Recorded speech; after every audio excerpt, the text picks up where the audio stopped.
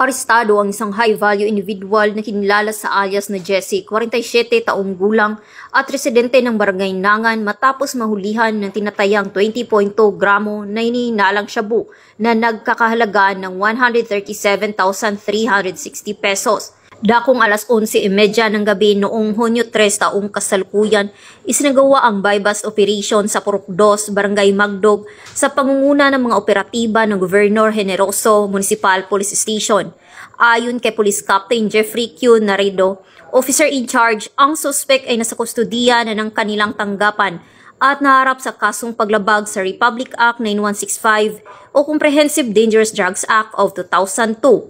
Ang pamahalaan at mga tagapagpatupad ng batas ay patuloy na magsasagawa ng mas pinaigting na operasyon upang mapanatili ang katahimikan at kaayusan sa ating bayan. Sama-sama natin itaguyod ang isang komunidad na ligtas, maayos at malaya sa droga.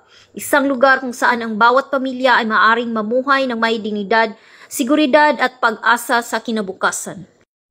Mula dito sa Police Regional Office 11, ako ang inyong PNN correspondent, Patrolwoman June Mary Joy Rupin, alagad ng batas, tagataguyod ng Balitang Pulis.